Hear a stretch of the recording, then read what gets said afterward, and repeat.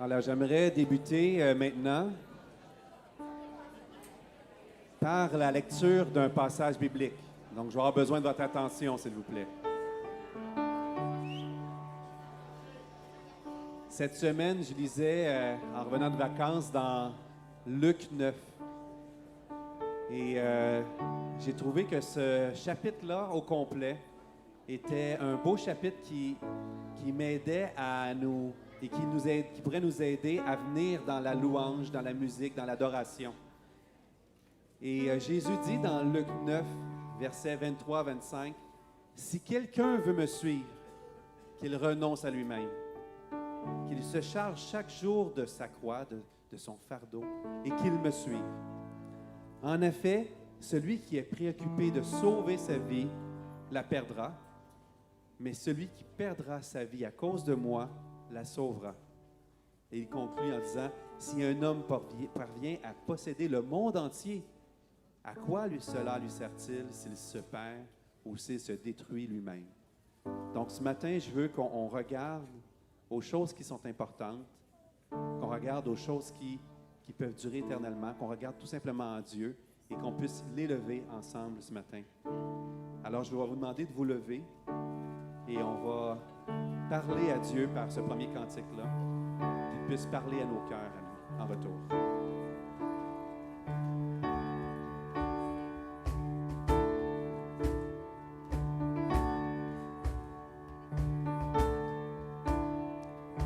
Ouvre les yeux de mon cœur, Père. Ouvre les yeux de mon cœur. Je veux te voir, Seigneur. Je veux te voir, Seigneur. Ouvre les yeux de mon cœur, Père. Ouvre les yeux de mon cœur. Je veux te voir, Seigneur. Je veux te voir, Seigneur. Tu es saint et élevé, brillant dans la lumière de ta gloire. Remplis-moi de ton amour, je chante gloire, gloire, gloire.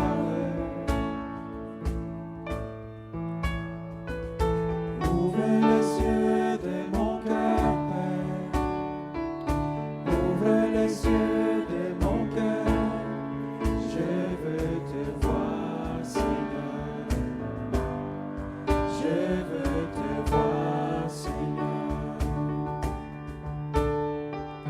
Ouvre les yeux de mon cœur, Père. Ouvre les yeux de mon cœur. Je veux te voir, Seigneur. Je veux te voir, Seigneur. Car tu es saint et élevé, brillant dans la lumière de ta gloire. Remplis-moi de ton amour, je chante gloire, gloire, gloire. Saint et élevé, brillant dans la lumière de ta gloire. Remplis-moi de ton amour, je chante gloire, gloire, gloire.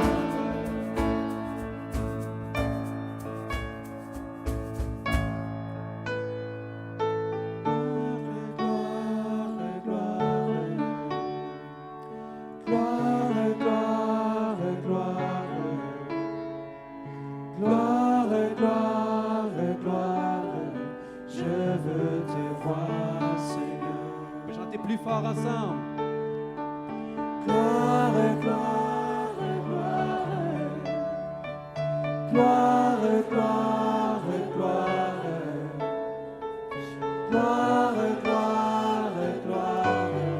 Je veux te voir, Seigneur.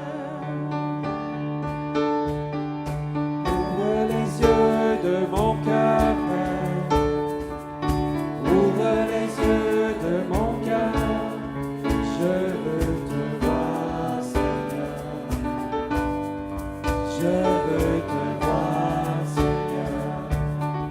yeux de nos cœurs ensemble. Ouvre les yeux de nos cœurs, Père. Ouvre les yeux de nos cœurs. Nous voulons te voir, Seigneur. Nous voulons te voir, Seigneur. Nous voulons te voir, Seigneur. Oui, nous voulons te voir, Seigneur. Vous pouvez prendre place. Merci, vous étiez beaux à entendre. Quand j'ai demandé de chanter plus fort, vous avez embarqué, vous avez suivi. Oui, ce matin, on va rendre gloire à Dieu. Mon nom est Luigi, je suis un des pasteurs ici et ça nous fait vraiment, vraiment plaisir de vous accueillir en ce premier dimanche de août. Alors, ce matin, on a une matinée habituelle, normale, mais c'est quand même le premier dimanche du mois. Et ce qu'on fait souvent, c'est qu'on prend le temps de se remémorer le repas du Seigneur. Donc, un de nos pasteurs, Miguel Richard, va venir nous présenter le temps de la table du Seigneur avec les deux éléments. Donc, il va tout nous expliquer ça après l'exposé biblique. Aussi, au niveau des annonces, on continue les prières de 9h à 10h tous les dimanches matins ici durant l'été dans notre salle d'allaitement. Donc, juste derrière la vestiaire famille qui est là, il y a un autre local et puis c'est là qu'on se réunit. Donc, encore pour les 4 prochains dimanches au moins. Aussi, juste mentionner que nos activités estivales continuent. On en a eu 2, dans le fond, depuis dimanche dernier. On a eu dimanche après-midi dernier le petit groupe de Miguel qui sont réunis chez la famille Marcille à Boucherville. Donc, il y a eu du bon temps. Ils ont eu vraiment beaucoup de gens qui étaient là. Et puis, hier, chez moi, à la maison, on a eu aussi quelques personnes qui sont venues. On était 4 familles où on a fait une ébluchette de blé d'Inde. J'étais content, j'aime beaucoup les blés d'Inde. On a pu manger ça dès le premier dimanche, le premier fin de semaine d'août. Et puis, on a mangé des hot dogs aussi. Les enfants sont bien amusés. Les prochains événements, il n'y en a pas un aujourd'hui, cet après-midi, mais vous pouvez regarder dans nos hebdos, vous le voyez à l'écran. C'est la semaine prochaine et puis je crois que c'est dans 2 semaines après.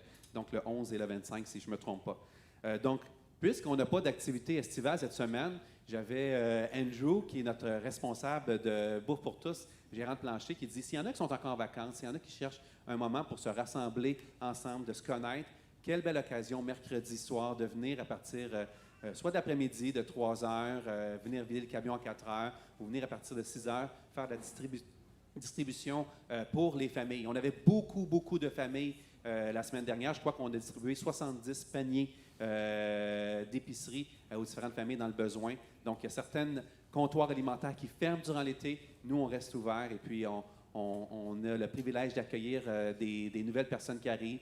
On a aussi le privilège d'accueillir des gens qui viennent d'arriver dans le quartier, qui apprennent à nous connaître, qui ont besoin, qui viennent de déménager. Donc, belle occasion si vous cherchez un moment pour vous reconnaître des gens de l'Église, connaître un peu ce qu'on fait ici, de venir mercredi soir prochain. Alors, ce qu'on va faire tout de suite, on va passer, c'est pas habituel toujours de faire ça, mais à un temps pour faire des dons de l'Église. Et j'aimerais vous continuer dans Luc 9. Comme je vous disais, j'ai lu ce chapitre-là cette semaine, mercredi. Et Jésus parle d'une forme de don dans ce chapitre-là. Il parlait à ses disciples, il dit « Donnez-leur vous-même à manger. » Mais les disciples répondirent « Nous n'avons pas plus que 5 pains et 2 poissons. Voici tout ce qu'on a. » Ou les disciples continuent « Alors faut-il que nous allions acheter de la nourriture pour tout le monde? Car il y avait bien là 5000 hommes. » Donc, on s'entend que 5 pains et 2 poissons pour 5000 hommes, c'est vraiment insuffisant. Alors Jésus prit les 5 pains et les 2 poissons. Il leva les yeux vers le ciel. Donc, il a pris tout ce qu'ils avaient, tout. Et il a prié, il a prononcé une prière de bénédiction. Et puis ensuite, ils ont pris ces éléments-là et ils ont partagé, donné les morceaux pour que les disciples les distribuent à la foule. Et tout le monde mangea à satiété. Donc, un grand miracle. Dieu veut comprendre ce qu'on est prêt à donner, librement, de bon cœur. Et puis, lui, il va faire toute la différence avec les résultats. Donc, j'aimerais qu'on prie pour ce temps d'offrande-là. Et juste mentionner qu'on a des visiteurs à chaque dimanche. Il y en a qui nous visitent. Sentez-vous à l'aise. Ce n'est pas une obligation, c'est quelque chose de libre. Et aussi, j'ai oublié de mentionner, mais j'en profite pour saluer ceux qui nous écoutent par le web, entre autres Sorel Tracy qui sont avec nous. Donc, j'ai sauté cette partie-là au début. On a une table à l'arrière pour ceux qui nous visitent donc une table où on peut répondre à vos questions. On a un cadeau à vous remettre aussi à l'arrière. Mais on va tout de suite prier pour les offrandes. Merci de me suivre dans mes vagues. Éternel, c'est un temps précieux qu'on a de toujours pouvoir te parler et se rappeler que tu es disponible. Et Seigneur, Jésus, tu as prié, tu as béni tout ce qui a été remis pour distribuer au peuple. Et toi, tu as fait toute la différence après. Et de tout notre cœur, de bon cœur, avec joie, nous voulons, Seigneur, te donner ce que tu nous as mis à cœur et compter sur toi pour les résultats. Compter sur toi pour que toi, tu puisses multiplier, faire toute la différence et te glorifier au travers de comment on va utiliser ces ressources-là, ces ressources financières comme on prend maintenant, mais aussi tout ce temps-là qui est donné par l'Église. C'est une autre manière de donner, Seigneur, et toutes ces prières-là qu'on fait pour ton Église, tu apprécies cela. On te prie que tu puisses bénir, Éternel, tout cet argent-là qu'on ramasse aujourd'hui. En ton nom, Jésus. Amen. Je vais inviter tout de suite les enfants à venir me rejoindre à l'avant. Et les enfants, on va faire quelque chose de spécial avec l'Assemblée. L'Assemblée, l'Église, vous pouvez vous lever et on va chanter un chant ensemble. Donc, c'est debout, mon cher Elliot. Et on va faire un chant. Jésus dit aussi dans Luc 9, 48, « Celui qui accueille cet enfant, il parlait d'un petit enfant, en mon nom, m'accueille moi-même. » Est-ce que vous m'écoutez, les enfants? Hein? Oui. Jésus dit, celui qui accueille cet enfant-là, accueille Jésus. Et celui qui accueille Jésus, qui m'accueille, accueille aussi celui qui m'a envoyé. C'est le Père qui a envoyé Jésus. Car celui qui est le plus petit parmi vous, c'est celui-là qui est le plus grand. Hein? Je vois ma petite fille là, qui a 6 ans, je vois Timothée là, qui est petit. Tu sais, Timothée, là, aux yeux de Dieu, tu es très grand. Hein? Vous savez ça, les enfants? Vous êtes très grands aux yeux de Dieu. On va chanter un chant que peut-être vous connaissez. Ça s'appelle « Nous voulons voir Jésus lever », puis il y a des gestes avec ça. Fait qu'on va montrer à l'Assemblée les gestes des enfants. Venez devant moi ici, là. Okay? Faites de la place.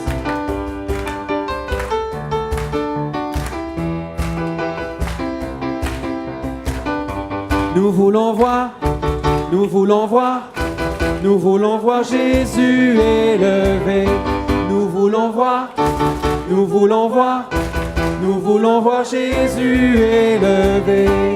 Nous voulons voir Jésus élevé comme un étendard sur ce pays pour montrer à tous la vérité et le chemin vers le ciel.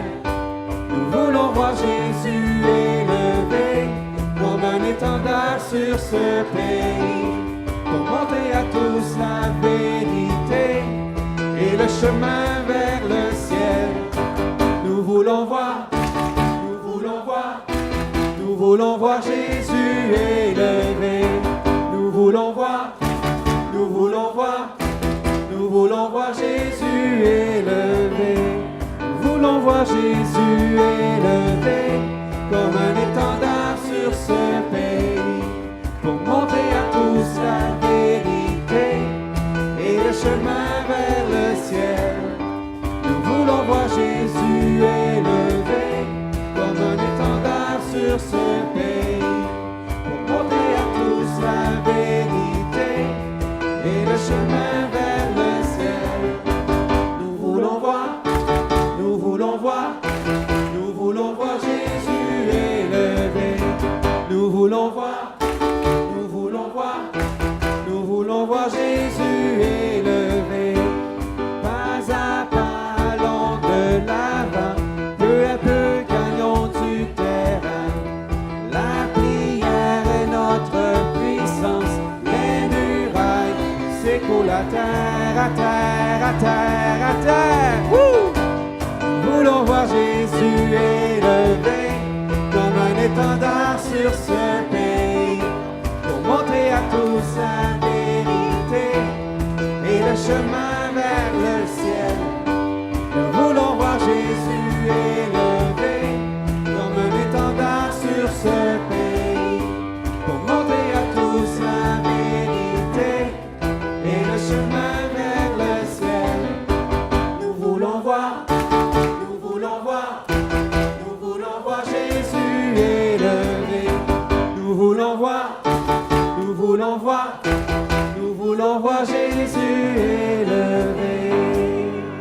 Seigneur Jésus, la prière est notre puissance. Et on veut te voir, toi, Jésus, élevé. Merci pour ces enfants que tu aimes, qui sont précieux et qui sont grands à tes yeux. Merci, Seigneur, pour les moniteurs, les bénévoles qui vont prendre soin d'eux ce matin. Je te prie de leur donner du bon temps.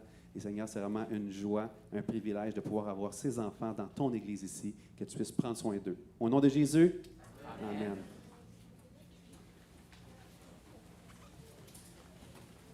Merci de prendre place. Ce matin, on a le privilège, pour la prédication de la parole, d'avoir un ami de notre pasteur de la vision et de l'enseignement, Yannick Étier, qui est parmi nous, Éric Ricard.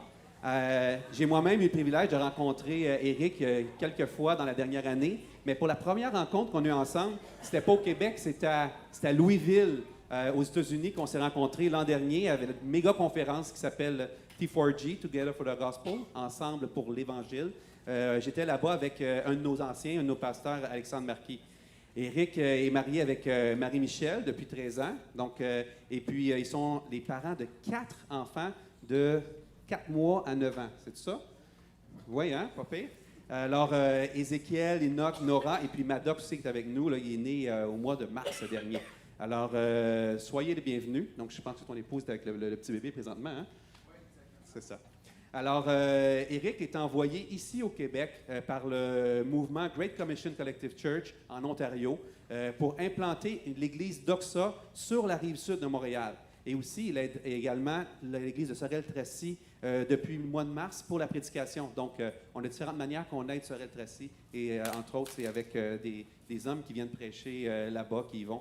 Il y a une passion, Éric, pour l'exposition de la parole de Dieu, pour l'Évangile de Jésus, et puis aussi pour établir une Église qui va être ancrée dans la parole de Dieu, comme on aime se dire, qu'on est centré sur Christ ici et sur la personne de Dieu. Donc, si vous voulez plus d'informations sur son projet d'implantation, vous pouvez aller le voir à la fin du service, à l'arrière, à la porte, il va être avec nous. Et puis, s'il vous plaît, priez pour lui, priez pour son appel que Dieu a mis sur sa vie, sur la vie de sa famille, son épouse, sur les enfants. Et je suis certain qu'il va apprécier qu'on fasse ça pour lui. Donc, on est vraiment content d'être placé sous ton ministère ce matin de prédication et puis d'entendre ce que Dieu a mis sur ton cœur, Éric.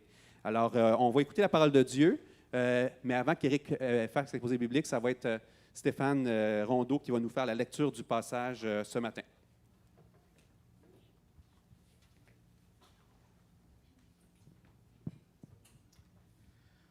La lecture de ce matin se trouve dans Ésaïe, du chapitre 5, du verset 8, en fait, au verset 25. Je vais lire la nouvelle édition Genève.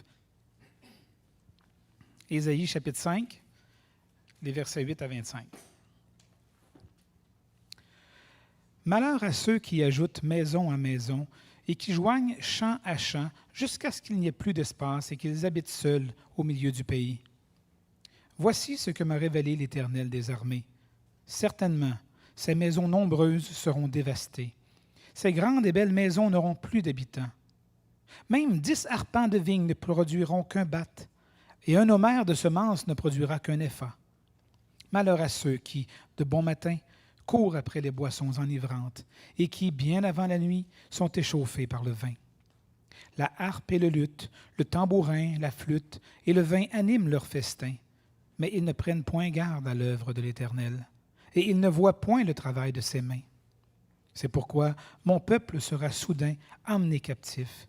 Sa noblesse mourra de faim, et sa multitude sera desséchée par la soif. C'est pourquoi le séjour des morts ouvre sa bouche, élargit sa gueule outre mesure. Alors descendent la magnificence et la richesse de Sion, et sa foule bruyante et joyeuse.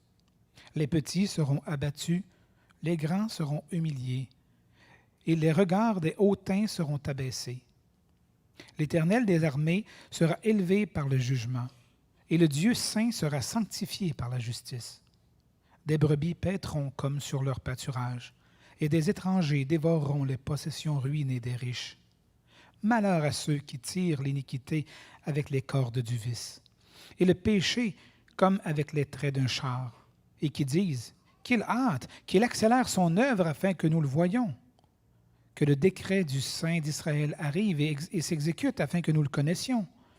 Malheur à ceux qui appellent le mal bien et le bien mal, qui changent les ténèbres en lumière et la lumière en ténèbres, qui changent l'amertume en douceur et la douceur en amertume.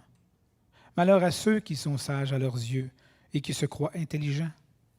Malheur à ceux qui ont de la bravoure pour boire du vin et de la vaillance pour mêler des liqueurs fortes, qui justifient le coupable pour un présent et enlèvent aux innocents leurs droits. C'est pourquoi, comme une langue de feu dévore le chaume, et comme la flamme consume l'herbe sèche, ainsi leur racine sera comme de la pourriture, et leur fleur se dissipera comme de la poussière.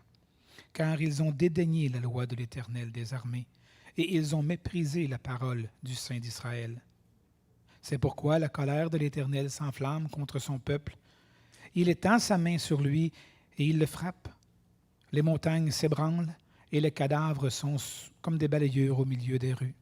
Malgré tout cela, sa colère ne s'apaise point, et sa main est encore étendue.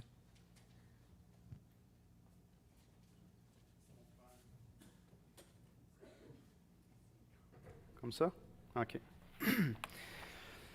Wow, quel texte! Joyeux matin. Le texte comprend 6 fois l'expression « malheur à ceux qui ». Malheur, malheur, malheur, malheur, malheur, malheur. On a déjà l'impression qu'on va repartir avec le cœur léger ce matin, n'est-ce pas? Vous savez, Yannick, c'est un ami à moi, ou c'était un ami à moi avant de me donner ce texte-là à prêcher. Non, non, non, non. Une chose que j'admire beaucoup de l'Église de l'Espoir ici, du cœur de Yannick Etier, de son appel sur sa vie, c'est de ne pas rien cacher de ce qui est écrit dans la parole de Dieu. Ce matin, c'est un texte qui est dur, certainement. C'est un texte qui est lourd en émotion, qui est lourd en sentence de Dieu sur le péché de son peuple. Mais on croit que sur chaque page de la parole de Dieu, le nom de Jésus est écrit en quelque part, puis on va le trouver ensemble. Pas en faisant toutes sortes de pirouettes, mais il y a de l'espoir donné à travers de ça. Je suis invité pour prêcher la parole de Dieu, et dans 2 Timothée 3,16, si vous connaissez un petit peu le passage qui parle à quoi sert la parole de Dieu, la Bible nous dit que la parole de Dieu est utile pour enseigner, pour instruire, pour corriger. On l'aime un peu moins, celle-là, hein? On vient à l'église, souvent on aime ça, on se dit « Ah, j'ai hâte de recevoir la parole de Dieu, j'ai hâte d'entendre ce que Dieu a à me dire, comment je vais être encouragé, comment je vais être... Oh, ça va me faire du bien, ça va panser mes plaies un petit peu. » Mais quand c'est le temps d'être corrigé, on a un petit peu plus de misère avec ça. On se dit « Bah, sûrement que Dieu va corriger les autres ce matin. » Mais moi, je suis quand même pas pire. Je n'ai pas tant besoin que ça. J'ai eu moi-même mal au cou pendant longtemps dans ma vie, puis je ne savais pas pourquoi, ça m'a pris du temps à me décider. J'étais un peu dur sur le fait d'aller voir les médecins ou les spécialistes, puis ma femme me poussait. À un moment donné, j'ai décidé d'aller voir un chiro. Puis quand je suis arrivé chez le chiro, il a commencé à me regarder tout ça, et il m'a donné un avertissement très sérieux. Plutôt un ordre. Il m'a dit « Éric, tu dois arrêter de dormir avec l'épaule en dessous de ton oreiller. Sinon, ça ne sert à rien que tu viennes me voir. C'est à cause de ça que tu as mal au cou. » Je ne pensais pas être la source du problème, mais j'étais content qu'on me le dise. Et vous savez, la parole de Dieu, et Dieu lui-même vient dans nos vies des fois pour nous amener une correction. Pas pour nous écraser, nous humilier, mais pour nous relever, pour nous guérir. Et ici, on a un texte où est-ce qu'on voit Dieu donner toutes sortes de sentences sur le péché du peuple d'Israël. Mais c'est une grâce. Dieu aurait pu juste aurait pu juste se taire et rien dire, mais il envoie son prophète pour venir parler à son peuple. Et chaque fois que Dieu envoie un prophète pour parler à son peuple, vous vous rappelez l'histoire de Jonas, c'est peut-être l'histoire la plus connue dans ce sens-là. Dieu envoie Jonas pour aller prêcher au peuple de Ninive que Dieu va les détruire. Et Jonas ne veut pas y aller. Pourquoi? C'est un message de destruction. Tu devrais être content. Va dire au peuple que tu n'aimes pas. Jonas n'aimait pas les Ninivites. Il oppressait le peuple d'Israël. Va leur dire que je vais les détruire. Jonas aurait dû être content en disant « Enfin, Dieu va faire justice. Je vais aller leur dire que Dieu va les détruire. Ça va être fini. » Mais il ne voulait pas y aller parce qu'il savait que son Dieu est plein de compassion, que son Dieu est bon et tendre, et que s'il allait prêcher ce message-là, il y avait une possibilité que le peuple méchant se repente et revienne à Dieu et ne soit pas détruit. Quand Dieu envoie un prophète annoncer son message, et même un texte comme celui qui est devant nous ce matin, c'est par grâce. S'il y a une seule chose que vous devez retenir à travers le message de ce matin, c'est ceci. Je dois recevoir la correction de Dieu comme une grâce. Il y a deux façons de la recevoir, soit comme un jugement, soit comme une grâce. D.A. Carson a dit que aujourd'hui, la plus grande erreur qu'on peut faire, c'est de dire à quelqu'un qui est dans l'erreur. Et pourtant, comment grandir si on ne se rend pas compte des erreurs qu'on fait et des endroits où est-ce qu'on s'est planté dans notre vie? Alors Dieu vient ici pointer vers le péché afin qu'Israël le quitte et se retourne vers Dieu pour avoir la vie. Ils sont un mauvais exemple pour nous autres parce que quand on regarde le texte, on se rend compte que le peuple ne s'est pas repenti.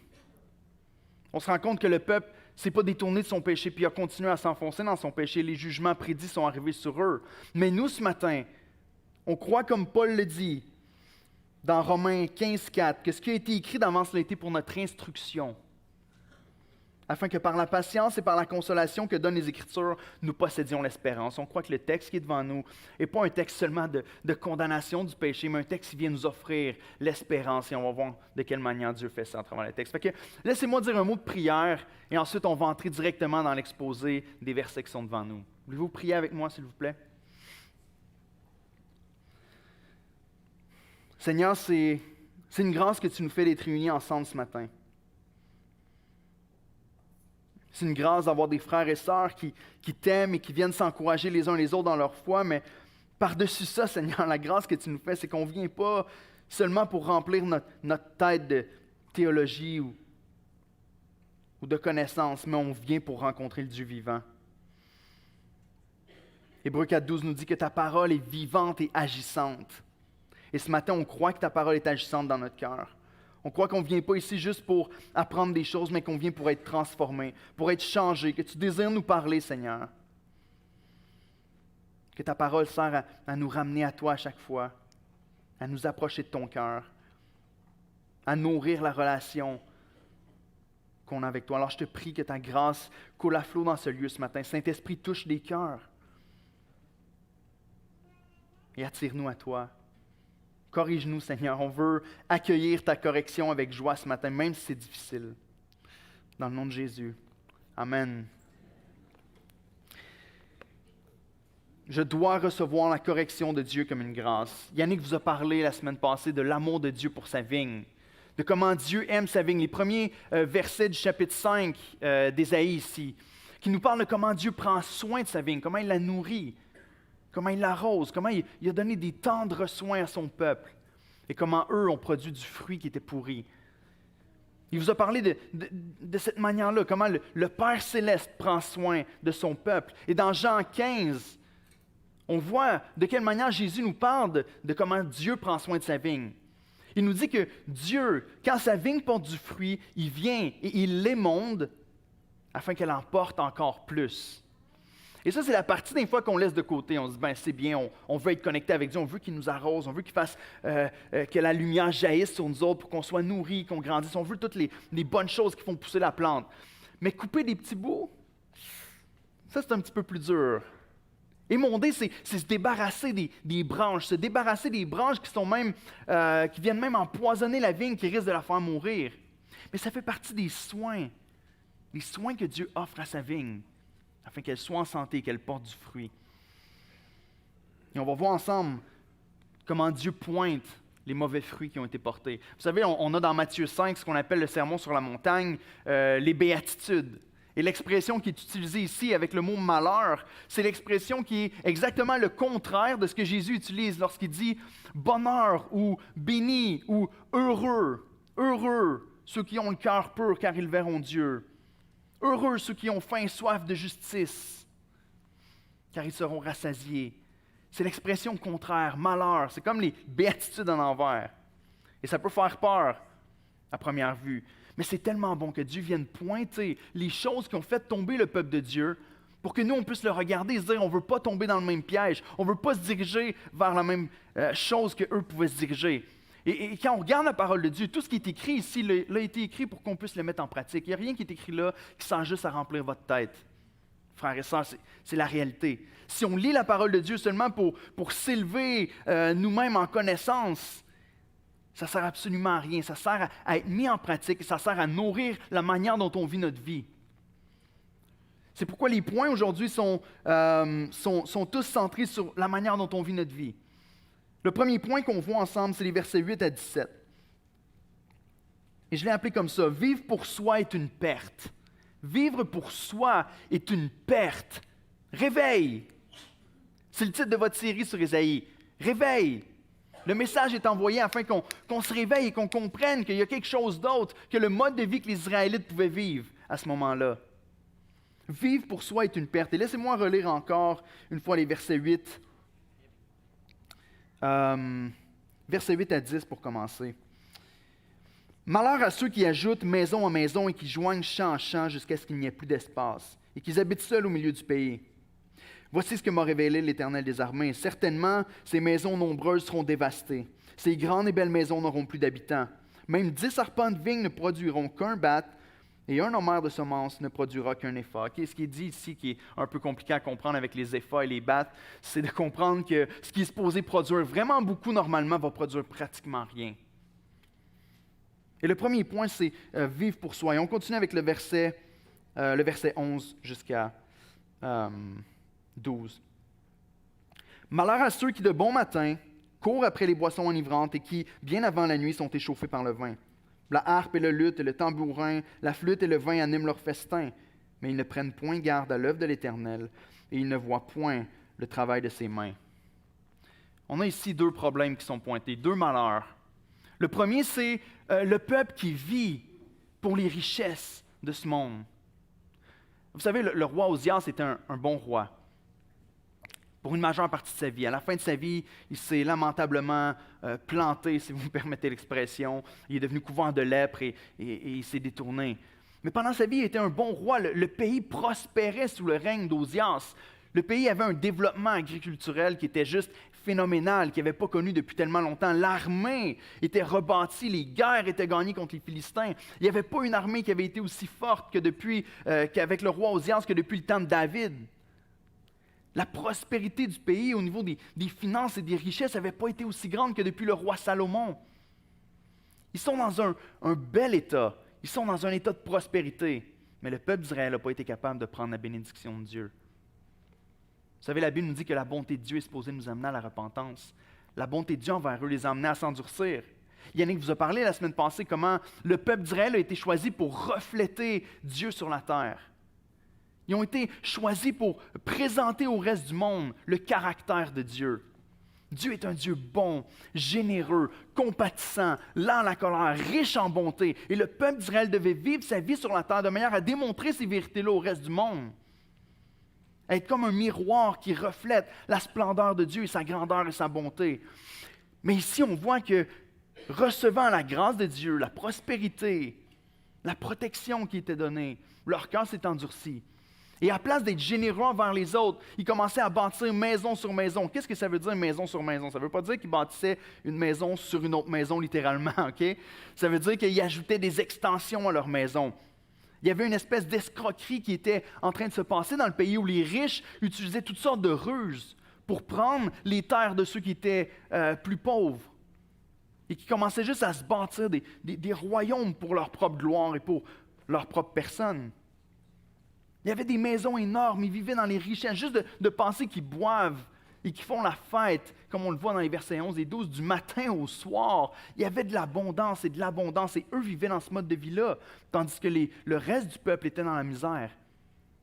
Eux qui étaient supposés représenter la miséricorde de Dieu avaient un cœur dur et n'éprouvaient aucune miséricorde envers ceux qui étaient dans le besoin. Il dit malheur à ceux qui vivent de cette manière-là, jusqu'à temps qu'il n'y ait plus d'espace et qu'ils soient seuls dans le pays. Voici ce que m'a révélé l'Éternel des armées. Certainement, ces maisons nombreuses seront dévastées. Ce que Dieu est en train de dire ici, à travers son prophète, c'est que si tu vis pour le matérialisme, si tu vis pour essayer de te bâtir quelque chose pour toi-même, tu vis absolument pour rien. C'est des vérités qui sont toutes simples qui sont écrites ici. Mais à quel point on tombe dans le piège facilement dans nos vies.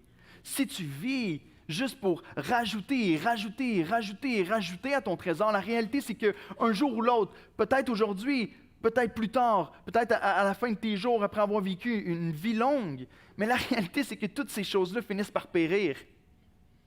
C'est simple, mais c'est ce qu'il est en train de montrer ici. Si tu vis pour ces choses-là, c'est des choses qui sont appelées à périr.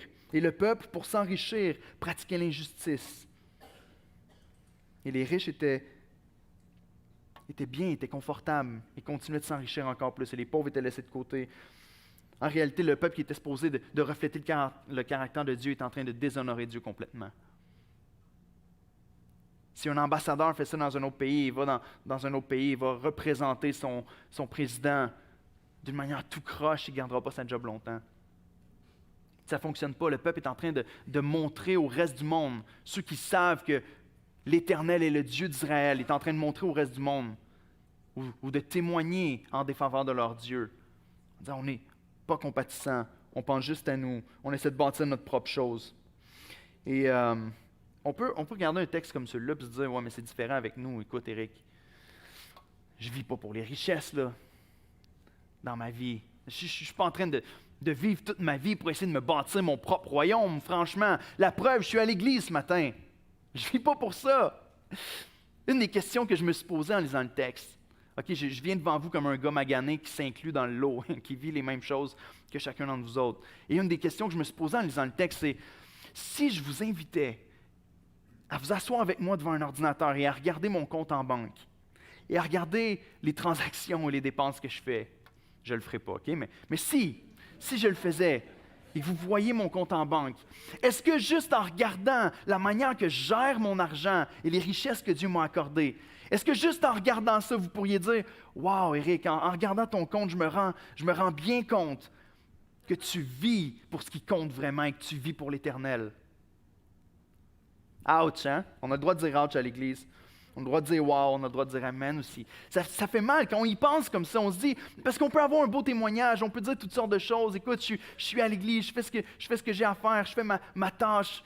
Mais au bout du compte, est-ce qu'on vit réellement pour ce qui compte? La vie est courte. Jésus parle des richesses et donne une parabole dans le Nouveau Testament où est-ce qu'il dit d'un homme qui se bâtit une grange, qui se ramasse tellement de richesses, qui bâtit d'autres granges. Il remplit ça, il se dit, c'est correct, maintenant j'ai tellement tout ce que j'ai besoin pour le reste de ma vie, que je vais m'asseoir, je vais manger, je vais boire, je vais faire la fête et je vais être correct jusqu'à la fin de mes jours. Dieu l'appelle un fou. Il dit, t'es un insensé. Ce soir même, ton âme va t'être demandée. C'est triste, mais dans le dernier mois, j'ai participé à 2 funérailles. Une jeune fille de 15 ans, un autre homme qui est un ami pasteur qui a servi le Seigneur dans une toute petite église pendant des années et qui a été fidèle au Seigneur. Et tu t'assois dans la maison du deuil comme ça et tu commences à réfléchir à la vie d'une personne et tu entends le témoignage de ses enfants. Et quand je regardais la vie de ce pasteur-là, je me disais, au niveau du regard des hommes, il n'y a pas eu le succès selon ce qu'on appelle succès souvent dans notre société. L'Église a resté petite. Pendant toutes les années de son ministère, je ne sais même pas s'il y a eu une conversion. L'Église est restée petite. Il n'a pas vu le fruit que d'autres peuvent voir des fois. Mais il est resté fidèle au Seigneur jusqu'à son dernier jour. Est-ce que cet homme-là a réussi ou gâché sa vie? Il a réussi sa vie. Dieu est en train de dire, vis pas pour des choses qui sont une perte, ça ne sert à rien. Ça ne sert à rien. Une des bonnes questions qu'on peut se poser, ou une des choses que je me répète souvent et que je me suis fait dire moi-même, c'est dis-moi ce qui vide ton portefeuille et je vais te dire ce pourquoi tu vis.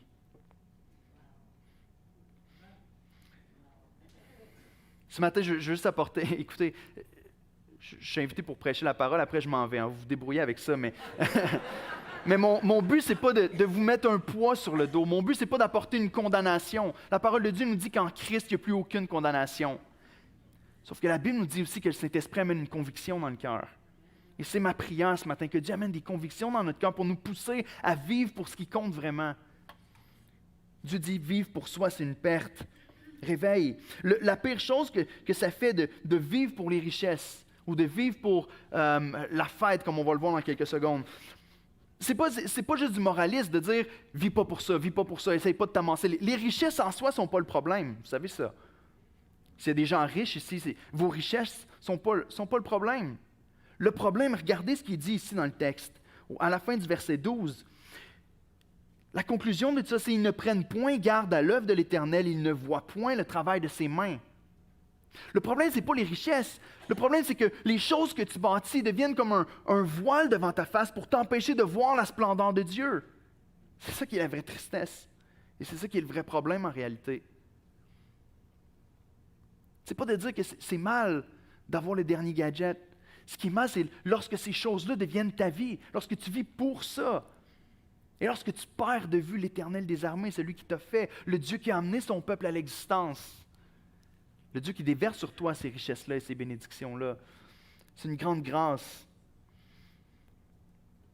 Vivre pour soi, le matérialisme, la vie de fête, comme on va le voir, c'est quelque chose qui, l'expression que j'aime utiliser, c'est quelque chose qui t'engourdit. Et on le voit encore plus avec le verset 11 et 12, lorsqu'il dit « Malheur à ceux qui de bon matin courent après les boissons enivrantes ». Et qu'est-ce qu'il veut dire ici? C'est de bon matin. Ce qui veut dire que tu es encore couché dans ton lit, là. Puis la première chose qui te vient en tête, c'est « J'ai tellement hâte à ce moment-là où est-ce que je vais pouvoir faire la fête. » Dans leur cas ici, m'enivrer.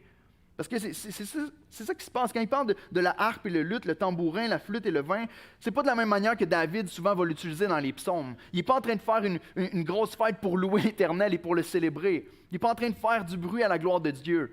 Ce qui est en train d'être dit ici, ce que les commentateurs s'entendent pour dire, c'est ce qui est écrit là, c'est que le peuple d'Israël se levait de bon matin pour faire la fête. Il se levait pour s'enivrer et pour faire la fête. C'était ça qui était le but. Encore une fois, est-ce que faire la fête, c'est mal?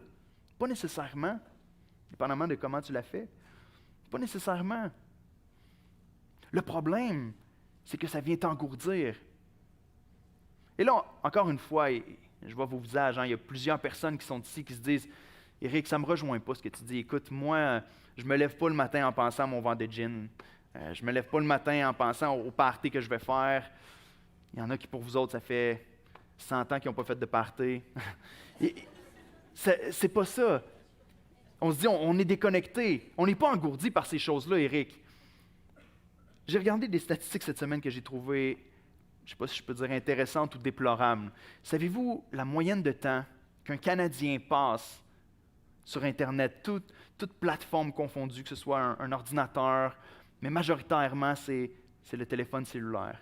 Connaissez-vous le nombre de temps qu'un Canadien, écoutez, vous êtes Canadien ici, le nombre de temps qu'un Canadien passe sur Internet et sur les réseaux sociaux?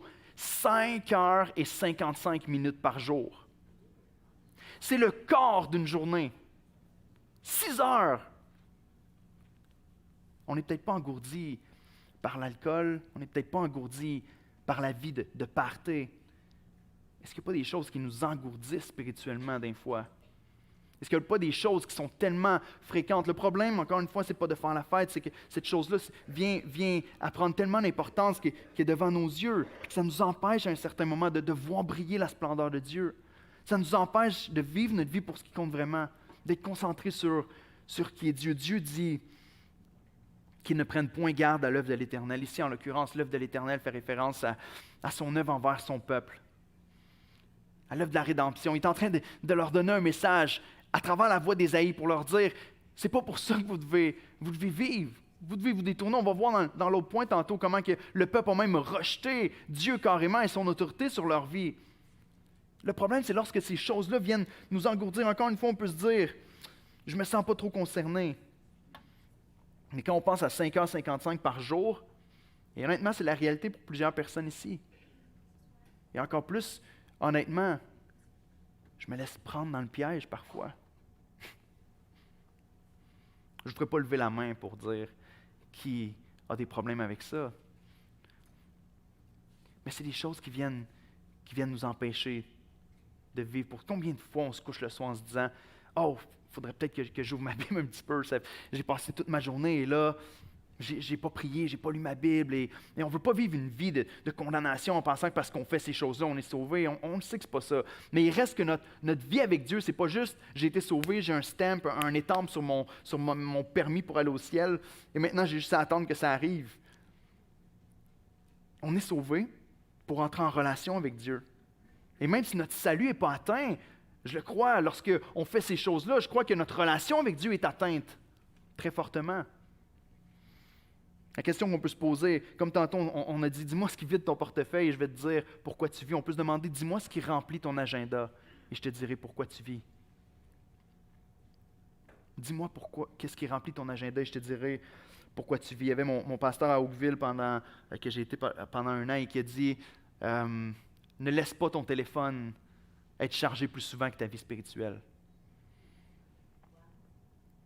Ne laisse pas ton téléphone être chargé plus souvent que ta vie spirituelle. Et c'est une bonne image parce que ce qui est le fun avec ça, c'est que le prochain coup, vous allez charger votre téléphone, vous allez y penser. Et ça reste, et vous allez le faire souvent. Fait qu'on y pense à chaque fois. Seigneur, garde-moi près de ton cœur, garde-moi près de toi. Réveil, c'est le contraire de l'engourdissement. Le réveil, c'est le contraire d'être juste, vivre un petit peu comme des zombies. Il y a quelque chose qui compte plus que ça. Dieu dit qu'il y a un jugement, tout va être perdu. Les richesses que tu as investies tellement de temps et que tu passes ta vie à rechercher, ça va être perdu au bout du compte.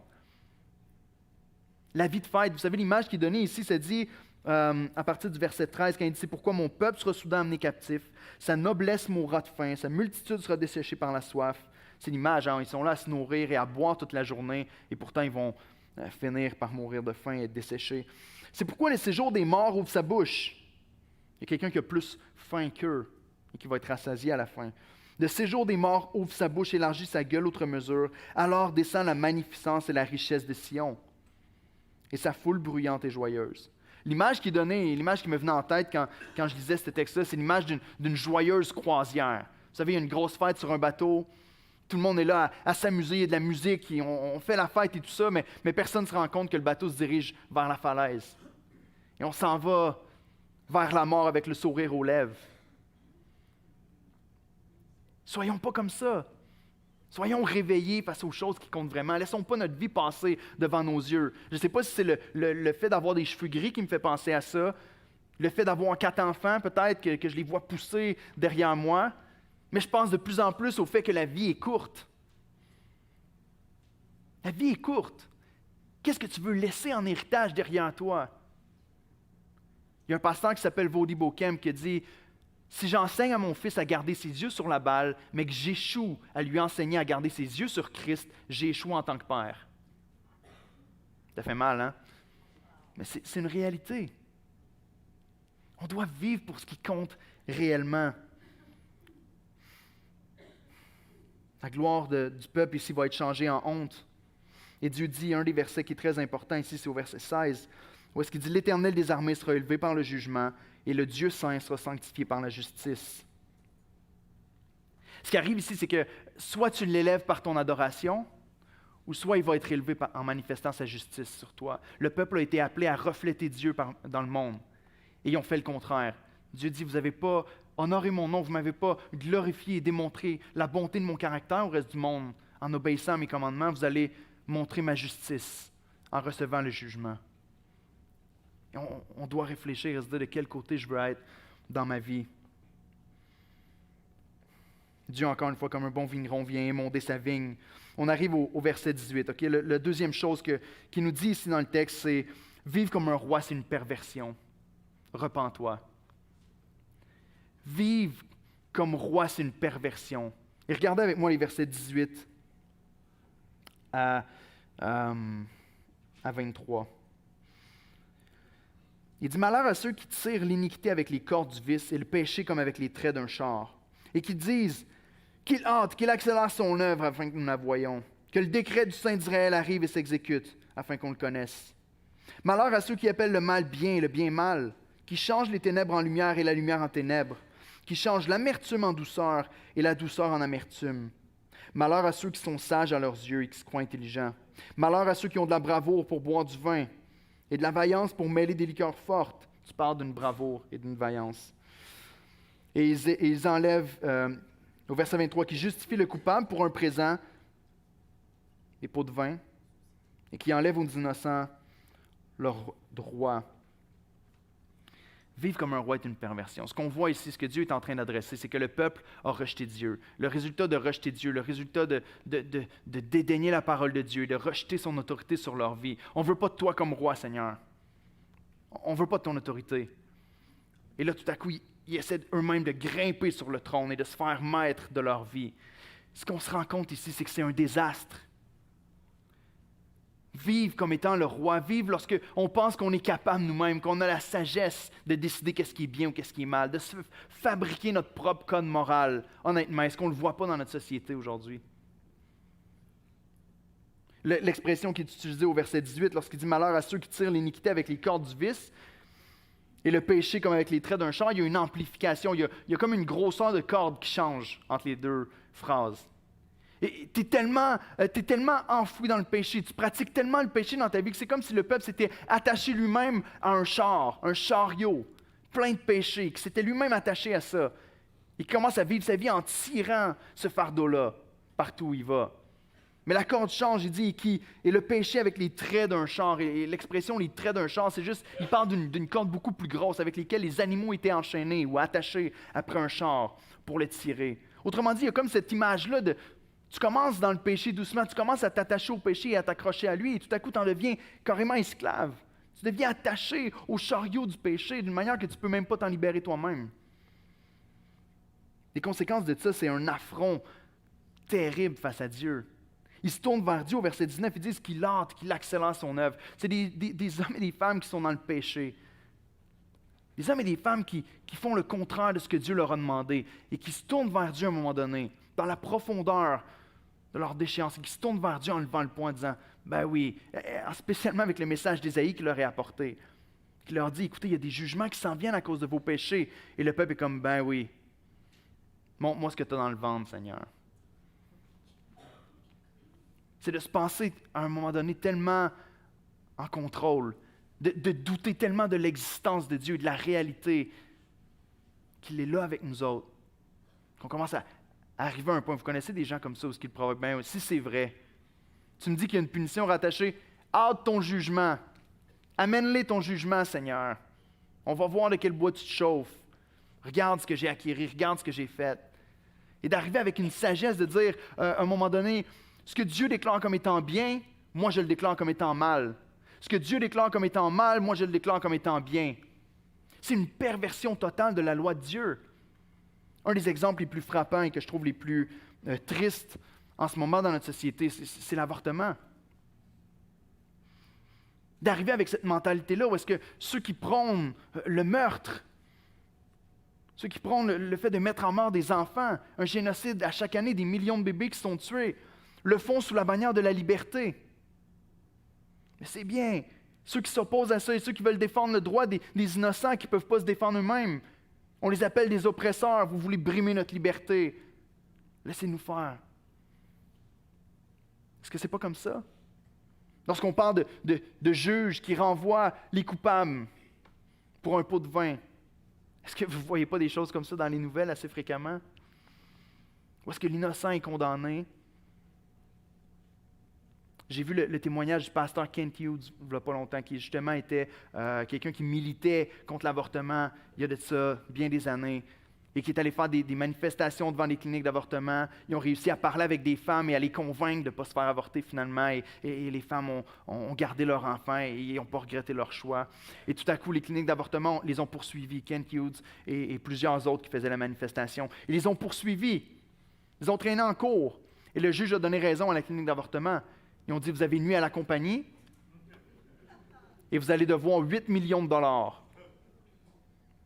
C'est pas des blagues, c'est 8 millions de dollars. Lui, le pasteur Kent Hughes et toutes les personnes qui manifestaient avec lui. Ce qui est arrivé, c'est que ils ont refusé de payer parce que ce qu'il fallait qu'ils donnent, il fallait qu'ils donnent l'argent aux cliniques d'avortement pour continuer leur œuvre. Ils ont refusé. Le pasteur a été obligé de quitter son emploi. Il était pasteur principal d'une église.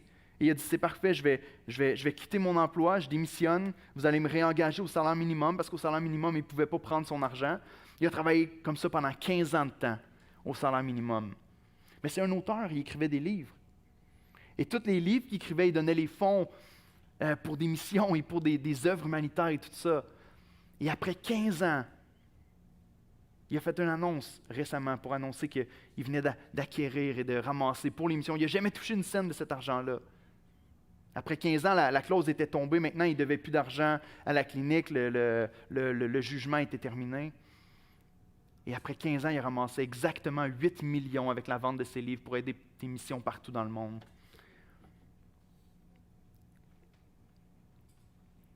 On appelle mal bien, bien mal. Mais au bout du compte, c'est Dieu qui a le dernier mot. Vivre comme un roi est une perversion. C'est de provoquer Dieu. C'est d'arriver à un point où on se détourne complètement de lui. C'est un des bons exemples quand on parle d'avortement, mais aussi lorsqu'on parle... J'étais à The Gospel Coalition, la première conférence au Canada avec votre pasteur Yannick l'été passé.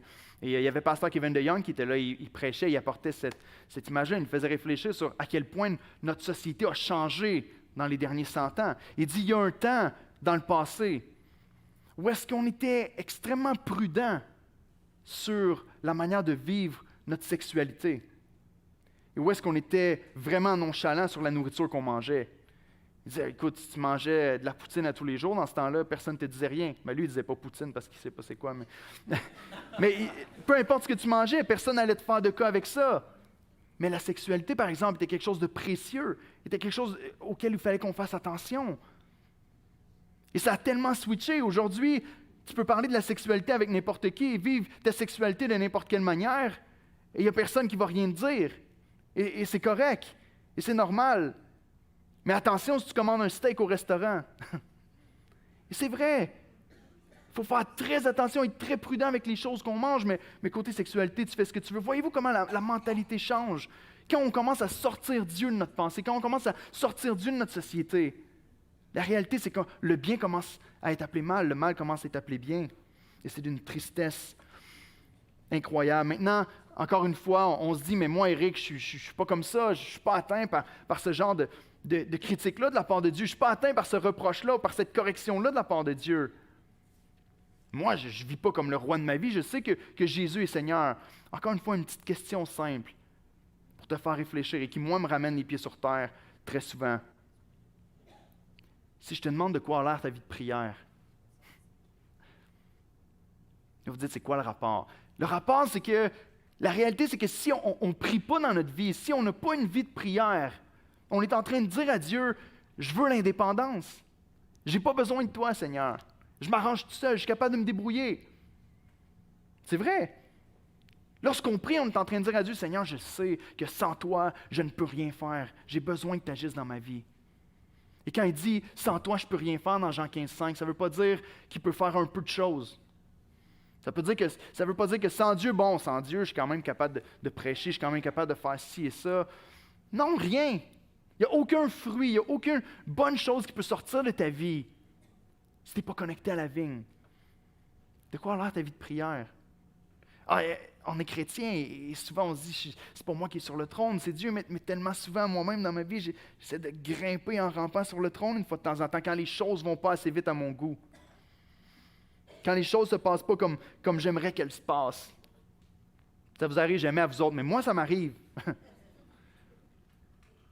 Quand on a des problèmes financiers, des fois, on se dit, ça me prend de l'argent, il faut que je réussisse à payer mes choses. Peut-être que je peux travailler au noir un petit peu ici. Peut-être que je peux faire telle manipulation de chiffres de ce côté-là. Peut-être qu'il faut que je trouve une solution par moi-même. J'ai un conflit avec une personne. Ça vous est jamais... Moi, ça m'est déjà arrivé, ça. D'avoir des conflits avec des gens puis de me dire ce qu'il dit à propos de moi, c'est pas vrai, je vais aller régler ça. Pourquoi pas sortir quelque chose sur Facebook pour dire ceux qui croient que puis là, tu règles tes comptes comme ça. Au lieu de dire je vais faire confiance à Dieu. Je n'ai pas à régler ces choses-là par moi-même. Être le roi ici, de régner sur notre vie, amène seulement des problèmes. Dernier point ici qu'on voit. Et c'est tellement important. Dieu appelle ici, à travers ce point-là, à travers le fait de ne pas essayer de vivre comme un roi, qu'on doit se repentir, on doit se détourner de ça. On doit lâcher les rênes sur notre vie et dire, Seigneur, prends-les, guide. Peut-être pour certains d'entre vous, c'est de se repentir ce matin et de dire, Seigneur, je te demande pardon de vivre ma vie en n'étant tellement pas dépendant de toi. La prière fait pratiquement pas partie de ma vie, sauf quand il y a quelque chose d'organisé par l'Église. Je te demande pardon, Seigneur. Aide-moi par ton esprit à courir vers toi, à passer du temps dans ta présence, à entretenir ma relation avec toi. Peut-être pour d'autres, vous ne connaissez même pas Dieu ce matin et vous l'avez peut-être dédaigné, sa parole est rejetée depuis plusieurs années. Chaque fois qu'on vous en parle, vous le repoussez, même vous ne savez peut-être même pas pourquoi vous êtes ici ce matin, en disant, je suis capable de faire les choses par moi-même. Je n'ai pas besoin de Dieu pour me dire qu'est-ce qui est bien, qu'est-ce qui est mal. Si je me souviens bien, ça a mal tourné dans le jardin d'Éden. Ne touche pas à ce fruit-là, ils ont touché et le drame est arrivé. Peut-être que tu ne le connais pas ce matin. Je t'invite à réaliser que Dieu est bon, que Dieu est grand, que Dieu est aussi souverain et juste, et qui dirige. Il est sur le trône, que tu le veuilles ou non. Viens à lui. Suis-le, ouvre sa parole et suis ce que Christ veut t'enseigner. Le problème ici, le plus tragique, vient, et on le voit au verset 25. Ce qui a tout commencé, ce qui a fait en sorte que le peuple s'est éloigné tellement de Dieu nous est donné ici, car ils ont dédaigné la loi de l'Éternel des armées, et ils ont méprisé la parole du Saint d'Israël. Comment est-ce qu'on peut arriver à se mettre nous-mêmes comme le roi et essayer de vivre de manière à diriger? C'est parce qu'on a laissé de côté à un moment donné la Bible, puis on a dit, c'est correct, je vais me le faire mon plan à moi. Je vais choisir moi-même. Dieu nous dit encore une fois que ce qui va arriver, c'est que le peuple va être dévoré au verset 24, va être complètement effacé, comme la flamme consume l'herbe sèche. Ainsi, leur racine sera comme de la pourriture, leur fleur sera dissipée. La fin est encore misérable. Si tu choisis de vivre ta vie comme étant le roi de ta vie, ça finit mal. Laisse les rênes au seul qui peut vraiment le faire. Le seul qui est en mesure de décider ce qui est bien, ce qui est mal, celui qui est parfaitement saint, juste et bon. Et qui a la connaissance de toutes choses. Dernier point, OK, on termine avec ça. Vivre par la foi est prioritaire. Reçois. Et là, si vous avez bien écouté le texte, vos yeux sont supposés de grossir à ce moment-là puis de dire, Eric, c'est où que tu vois la foi dans ce texte-là? C'est où que tu vois de l'espoir dans un texte où c'est juste le malheur qui est proclamé? L'espoir, je le vois parce que le chapitre 5 d'Ésaïe, ce n'est pas le dernier chapitre de son livre. Regardez à la fin du verset 25. Il nous dit à la fin du verset 25, après avoir donné tous ses jugements sur le peuple, malgré tout cela, sa colère ne s'apaise point et sa main est encore étendue. OK, on ne voyait pas la foi, puis là, on la voit encore moins. Sa colère n'est pas apaisée.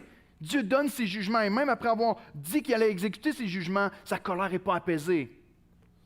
Il est encore irrité, et sa main est encore étendue contre le peuple. Ce qui m'encourage, c'est parce qu'il y a un thème à propos de la colère de Dieu dans le livre d'Ésaïe. Et ce n'est pas la seule fois.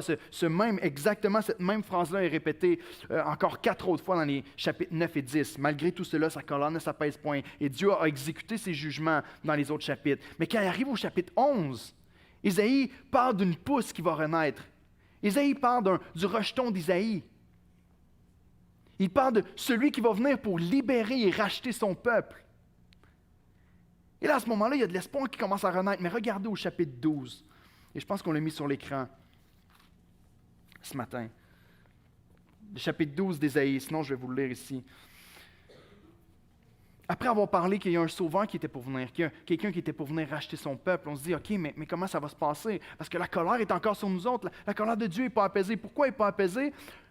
Parce que le jugement n'a pas été donné au complet. Parce que le jugement total, la punition complète pour le péché de son peuple est beaucoup plus grand que ce qu'il a promis de leur donner. Je sais que ce n'est pas populaire aujourd'hui, peut-être que vous ne me réinviterez plus jamais à prêcher, mais l'enfer est réel. Le jugement de Dieu est vrai, la colère de Dieu, c'est une vérité biblique. Elle demeure sur celui qui refuse de se repentir et qui rejette Dieu comme roi. C'est réel. Il y a de l'espoir ici. Regardez ce qui se passe au chapitre 12. Verset 1, il dit, tu diras ce jour-là, lorsque le Sauveur va être venu, tu diras ce jour-là, je te loue, ô Éternel, car tu as été irrité contre moi. Ta colère s'est apaisée et tu m'as consolé. Wow, la colère de Dieu s'est apaisée. Mais comment? Seigneur, regardez le reste des versets. Voici Dieu est ma délivrance. Je serai plein de confiance et je ne craindrai rien, car l'Éternel est ma force et le sujet de mes louanges. C'est lui qui m'a sauvé. Au verset 3, vous puiserez de l'eau avec joie aux sources du salut. Et si vous avez une Bible avec des versets de référence, vous avez probablement Jean 7, les versets 37 et 38, lorsque Jésus dit, celui qui croit en moi, des fleuves d'eau vive vont couler de son cœur. Vous puiserez avec joie de l'eau aux sources du salut. Au verset 4, et vous direz en ce jour-là, louez l'Éternel. Invoquez son nom, publiez ses œuvres parmi les peuples, rappelez la grandeur de son nom, célébrez l'Éternel car il a fait des choses magnifiques. Qu'elle soit connue par toute la terre. Poussez des cris de joie et d'allégresse, habitants de Sion, car il est grand au milieu de toi, le Saint d'Israël. La colère de Dieu est apaisée. On peut se demander de quelle manière est-ce que ça se passe. Dans sa grâce, Dieu promet et nous démontre que son cœur, ce n'est pas que sa colère demeure sur toi. Son cœur, c'est que la colère soit apaisée complètement. Mais comment est-ce que sa colère peut être apaisée? À moins que sa colère soit déversée en totalité, que le jugement tombe complètement, qu'elle soit reçue. À ce moment-là seulement, Dieu va être juste. La juste conséquence de nos péchés, c'est la mort. Et la parole de Dieu nous dit que c'est la mort éternelle, où le jugement de Dieu se déverse sans fin. Comment est-ce que c'est possible pour moi, qui est pécheur, de recevoir la colère de Dieu éternellement et de vivre éternellement et que la colère de Dieu soit apaisée? Je ne peux pas être gagnant dans cette équation-là. Mais Ésaïe va nous donner encore plus de détails quand il arrive au chapitre 53 et les versets 4 et 5. Lorsqu'il dit, et il parle de Jésus, c'est un des passages des Écritures les plus merveilleux, un chapitre messianique, un chapitre qui parle du Sauveur qui va venir. Au verset 4 et 5, il nous parle encore de la colère qui est apaisée. Il nous dit, « Cependant, ce sont nos souffrances qu'il a portées, ce sont nos douleurs qu'il s'est chargé. Et nous l'avons considéré comme puni, frappé de Dieu et humilié. Mais il était blessé pour nos péchés, brisé pour nos iniquités. » Écoutez bien la phrase qui suit. « Le châtiment qui nous donne la paix est tombé sur lui. » Amen. Le châtiment, la correction de Dieu, le jugement que Dieu promet à son peuple au chapitre 5 d'Ésaïe, le jugement qui retombe sur tout pécheur. La Bible nous dit que Jésus est venu et il a reçu sur lui le châtiment qui m'était destiné.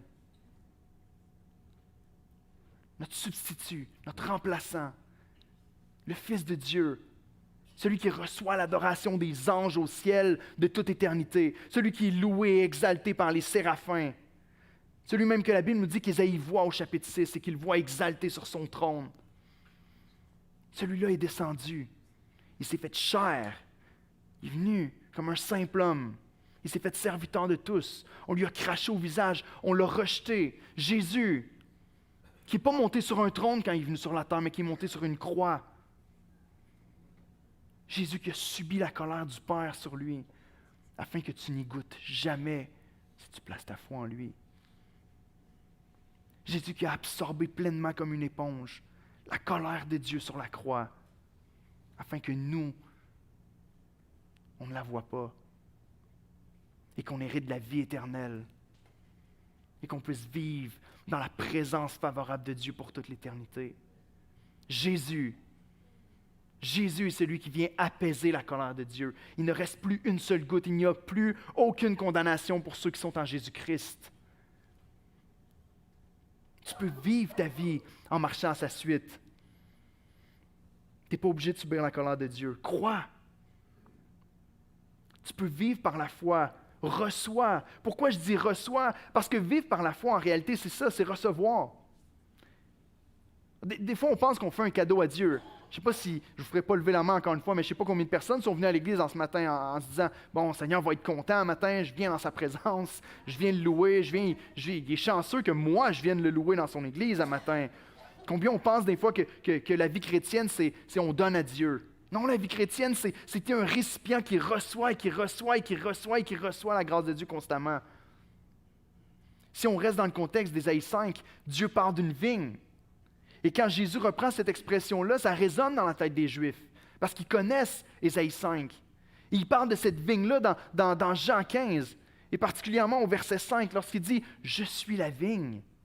Israël a échoué complètement son rôle de vigne. Il a échoué complètement à produire le fruit que je voulais qu'il porte. Mais Jésus est venu et il a porté pleinement le fruit que Dieu s'attendait de sa vigne. Et Jésus dit « Je suis la vigne, vous êtes les branches ». Celui qui demeure en moi et en qui je demeure porte beaucoup de fruits, car sans moi, vous ne pouvez rien faire. Pourquoi est-ce que la vie de la foi, c'est recevoir? Parce que tu es cette branche-là qui est connectée à la vigne. Et tout bon fruit qui peut être porté à travers ta vie, tu l'as reçu de Christ en étant connecté à lui. Et Jésus dit, demeurez en moi et je demeurerai en vous. Si on demeure en lui, le bon fruit peut être porté dans notre vie. La question qu'on peut se poser, c'est comment est-ce que je suis supposé de demeurer en Christ? Quelques versets plus loin dans Jean 15, il nous dit, si vous demeurez dans ma parole, vous demeurez en moi et je demeure en vous. Demeurer en Jésus, c'est demeurer en sa parole. Quelle place la parole de Dieu a dans ta vie? Encore une fois, ce n'est pas du légalisme. On parle d'une relation où est-ce que tu es connecté avec Christ et où est-ce que sa vie coule dans ta vie pour porter du fruit qui est bon pour ceux qui t'entourent. Reçois la correction de Dieu comme une grâce. Lorsque Dieu vient émonder sa vigne, c'est pour qu'elle porte encore plus de fruits. Vis pour ce qui compte vraiment. Vivons une vie dans la foi, dans la dépendance envers Dieu. Seigneur, je veux juste rester, demeurer dans ta parole et demeurer dans la prière et demeurer dans cette relation à chaque jour de ma vie avec toi, afin qu'il y ait du bon fruit qui soit porté. Je termine avec une citation d'un missionnaire qui s'appelle Jim Elliot. Est-ce que vous connaissez? Il y en a qui connaissent Jim Elliot? C'est un missionnaire qui a été perdre sa vie en faisant de la mission, en apportant l'Évangile auprès d'un peuple cannibale. Vous pouvez vous imaginer sa fin. F-I-N. Il a offert sa vie pour apporter l'Évangile à un peuple cannibale et c'est ce qu'il a fait. Il y a des choses, il y a du fruit qui a été porté à travers de ça. Mais il a dit une chose dans sa vie à un moment donné. Lui a fait le calcul. Parce que les gens ont essayé de l'empêcher d'aller prêcher aux cannibales. Ils ont dit, écoute, évidemment, comme on se le dit en ce moment, tu vas te faire manger. Tu vas mourir. Ça ne sert à rien. Il a dit, je le fais pour la gloire de Dieu. Il a pesé le coup et regardez ce qu'il a dit. Il a dit, il n'est pas fou celui qui donne ce qu'il ne peut pas garder afin de gagner ce qu'il ne peut pas perdre. Amen. Il n'est pas fou celui qui donne ce qu'il ne peut pas garder. Toutes ces choses qu'on peut accumuler sur la terre. Et notre vie en soi est quelque chose qu'on ne peut pas garder. Mais pour gagner quelque chose qu'on ne peut pas perdre. La vie avec Christ pour l'éternité. Prions ensemble. Seigneur, à travers un texte aussi dur et lourd qu'Ésaïe 5, où est-ce qu'on voit le malheur et la condamnation qui tombent sur le pécheur, est-ce qu'on voit la rébellion d'un peuple même qui vont jusqu'à lever le poing contre toi et te défier de te prouver, un peu comme les religieux l'ont fait avec Jésus lorsqu'il était sur la croix et qui ont dit « Si tu es vraiment le Fils de Dieu, descends ». Seigneur, on veut être de ceux qui reçoivent cet enseignement-là ce matin comme une grâce. Si tu pointes des choses dans notre vie, peut-être même que des moments pendant le message, moi-même, mon propre cœur a été challengé, où est-ce que tu nous as mis au défi, où est-ce que tu as montré des choses dans notre cœur qui doivent changer. Je te prie pour une conviction du Saint-Esprit ce matin. Pour qu'on réalise la joie ineffable, la joie qui ne s'éteint pas, qui existe en Christ et dans le fait de demeurer avec toi. Père, on te prie de faire que nos vies portent du fruit en abondance pour ta gloire. Pour notre plus grande joie, mais pour ta gloire ultimement, Seigneur, on te le demande. Dans le nom de Jésus. Amen. Merci, Eric.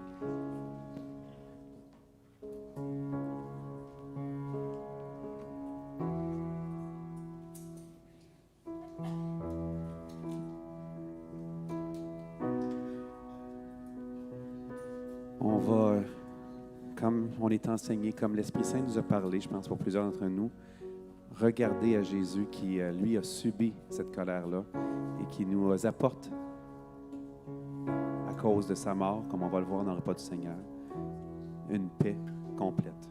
On peut chanter ensemble. Mon âme soupire après toi.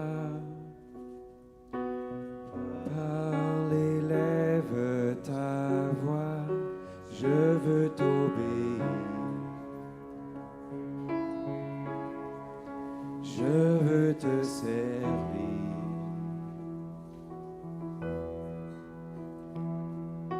Enseigne-moi ton chemin. Prends ce qui me retient de te voir, Jésus. Je veux t'aimer plus.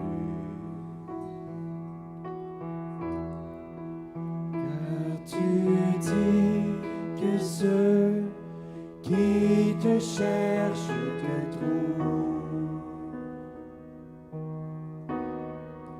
Je t'en prie, mon Dieu, porte-moi secours.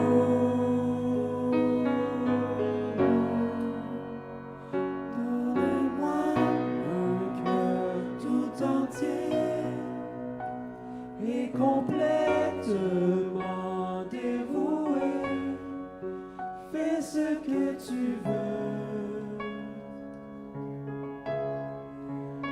ce que tu veux de ma vie. Je veux me donner corps et âme pour ce qui fait vibrer ton cœur. Fais ce que tu veux. Fais ce que tu veux pour ta gloire. Alléluia.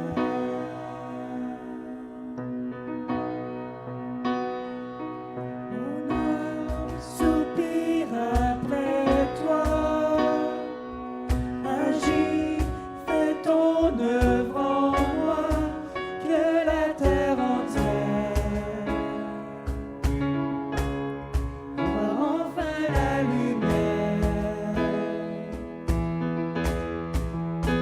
Donne-moi mon cœur tout entier et complètement dévoué. Fais ce que tu veux. Fais ce que tu veux de ma vie. Je veux me donner corps et âme pour ce qui fait vibrer ton cœur. Fais ce que tu veux. Fais ce que tu veux pour ta gloire.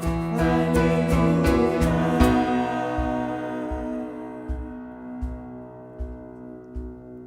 Ton amour est fort, il brise les chaînes et terrasse la mort. Non, rien ne te freine, tu as tout donné pour que j'ai la vie. Prends-moi tout entier, Seigneur, me voici. Ton amour est fort, il brise les chaînes et terrasse la mort. Non, rien ne te freine, tu as tout donné pour que j'ai la vie. Prends mon cœur tout entier, Seigneur, me voici. Seigneur, me voici. Seigneur, me voici. Seigneur, me voici.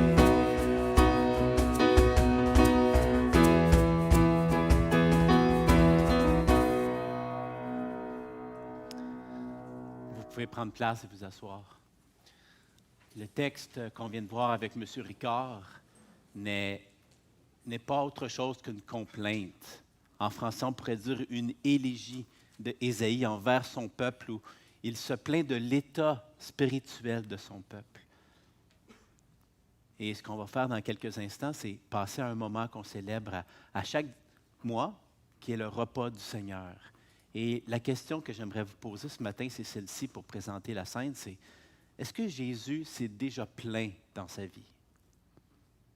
Il a déjà dit à ses disciples: « Jusqu'à quand vous supporterai-je? » Également, il a été sur la croix.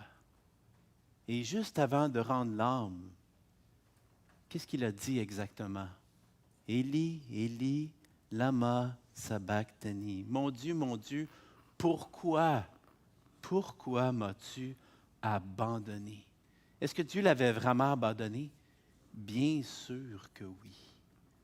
Pour un instant, Jésus-Christ a porté le poids du péché de l'humanité entière, des péchés passés, présents et à venir, et la lourdeur de ce qu'il prenait sur ses épaules en offrant sa vie était le juste prix pour notre pardon. Et Dieu, par un signe de répulsion, non pas envers son Fils, mais envers le péché que son Fils est en train de porter, a dû détourner son regard. Alors, Jésus-Christ a vécu une solitude comme jamais aucun être humain n'a pu vivre, afin que dans cette obscurité, dans ce moment vraiment de noirceur qu'il vivait, puisse jaillir la lumière. Puisse jaillir la grâce qui va finir par un moment de résurrection. Oui, Dieu a détourné son regard pour un moment de son Fils, mais il l'a ressuscité d'entre les morts. Et ce qu'on va faire dans quelques instants, c'est se souvenir de ce moment de noirceur où Christ a pris notre péché.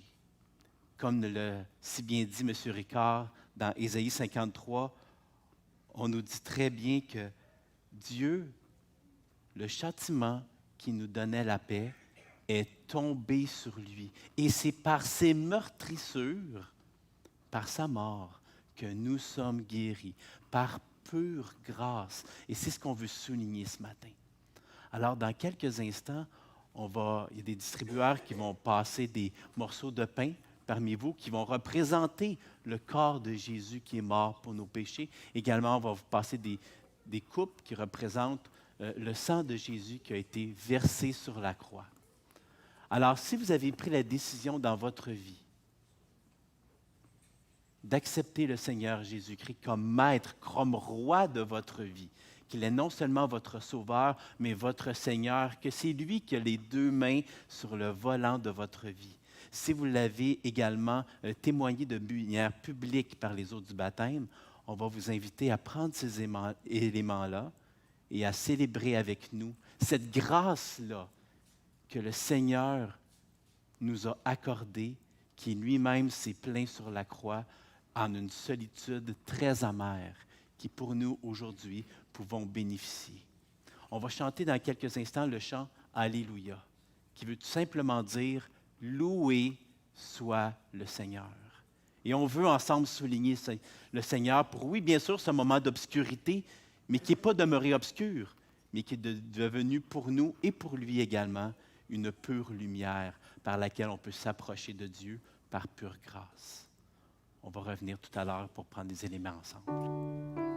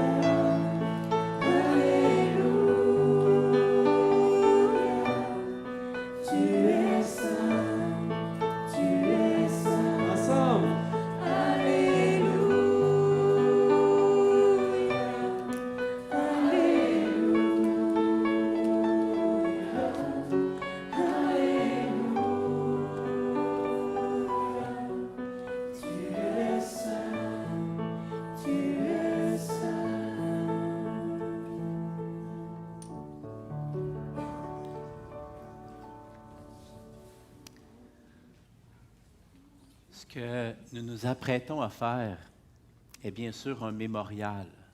On veut se souvenir de ce qui a été accompli à la croix. C'est également un geste d'adoration et un geste d'humilité pour nous, pour que nous reconnaissions la royauté, la divinité, l'absolue souveraineté de la puissance de Dieu au travers de son Fils Jésus-Christ, qui est mort pour porter le poids que nous-mêmes ne pouvions pas porter. Dieu est notre libérateur, notre gracieux sauveur et notre roi. Et c'est avec reconnaissance qu'on veut l'honorer par ces deux éléments qui représentent son corps qui a été brisé à travers ce morceau de pain et cette coupe qui a été le sang de Jésus versé pour nos péchés, le sang de la nouvelle alliance. Alors je vais juste remercier le Seigneur. Merci. Merci Seigneur pour ce que tu as fait. Et on veut prendre ces éléments avec action de grâce. Vous pouvez prendre mes éléments.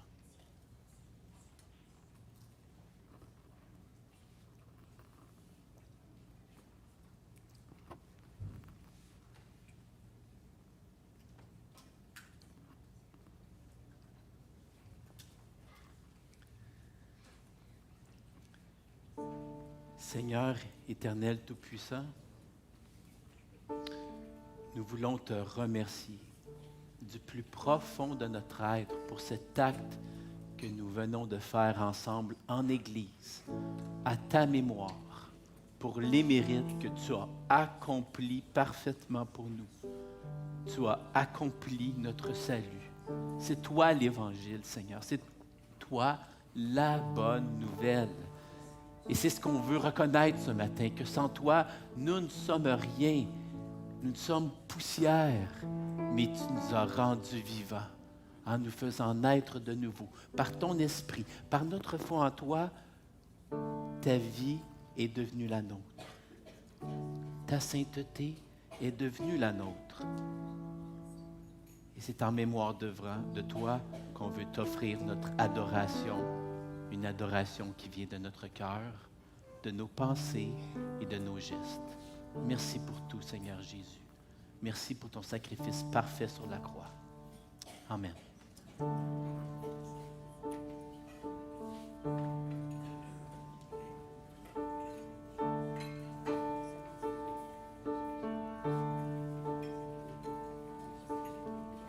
Tu étais là dès la création, Fils unique du Dieu très haut. Les mystères de ta gloire révélés, en toi Christ notre Seigneur. Oh, ce nom est si merveilleux, On peut se lever. oh, ce nom est si merveilleux, le nom de Jésus-Christ, mon roi. Oh, ce nom est si merveilleux, sa beauté est sans pareil. Oh, ce nom est si merveilleux, le nom de Jésus.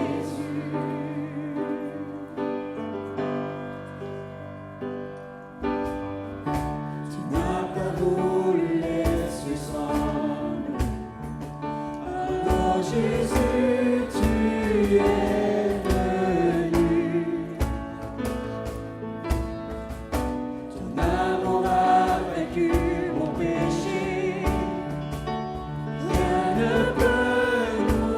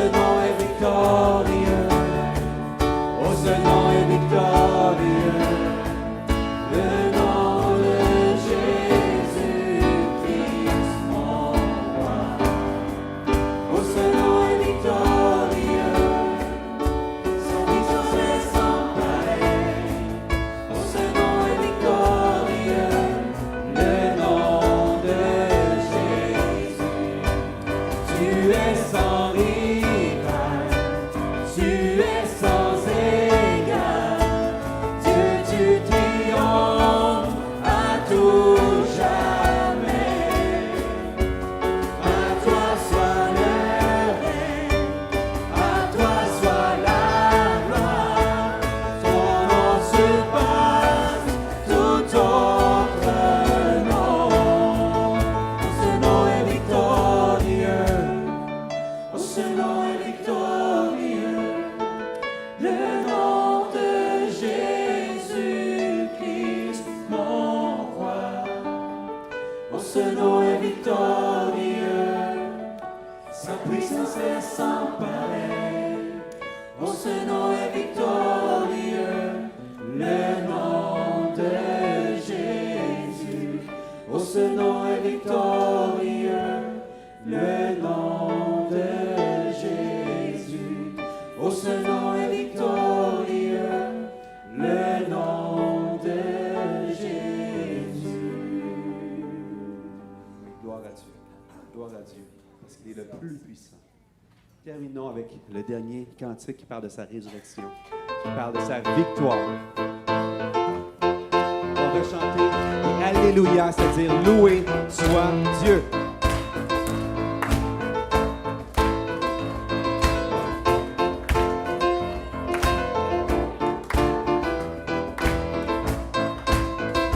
Tu es puissant, tu es vainqueur, inécoutable par ton pouvoir, ressuscité. Tu es vainqueur sur la puissance de la mort. Tu es puissant, tu es très saint, inécoutable par ton pouvoir. Ressuscité, tu es vainqueur sur la puissance de la mort. Alléluia, Alléluia, soyons dans la joie. Alléluia, Alléluia, soyons dans la joie. Tu es puissant, tu es très saint, et redoutable par ton pouvoir. Ressuscité, tu es vainqueur sur la puissance de la mort. Alléluia, Alléluia, On est joyeux! soyons dans la joie. Alléluia, Alléluia, soyons dans la joie. Tapez fort les mains!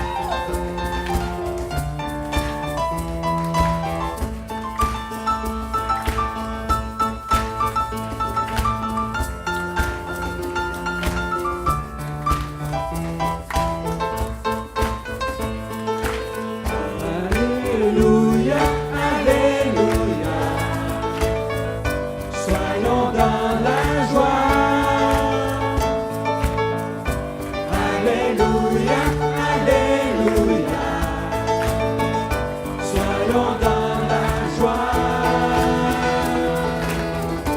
Alléluia, Alléluia, soyons dans la joie.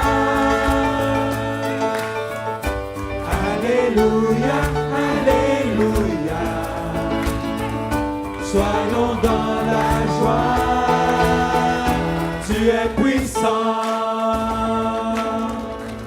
Oui, gloire à Dieu! Je vais terminer par un autre passage dans Luc 9, comme j'ai lu cette semaine. Jésus est avec ses disciples, avec Pierre, Jean-Jacques, sur la montagne. Il se forma une nuée et ça les enveloppa. Et ses disciples furent saisis d'une crainte lorsqu'ils entendèrent dans la nuée la voix qui sortit, qui disait « Celui-ci est mon Fils, celui que j'ai choisi, écoutez-le. » Et le chapitre termine, c'est Jésus qui dit à son disciple « Va proclamer le royaume de Dieu et je veux vous envoyer en tant que équipe, en tant qu'équipe pastorale, en tant qu'Église, Dieu nous envoie et proclamons le royaume de Dieu cette semaine dans chacune de nos vies et glorifions-le. Alors, je vous souhaite une bonne semaine. Merci d'avoir été présent ce matin.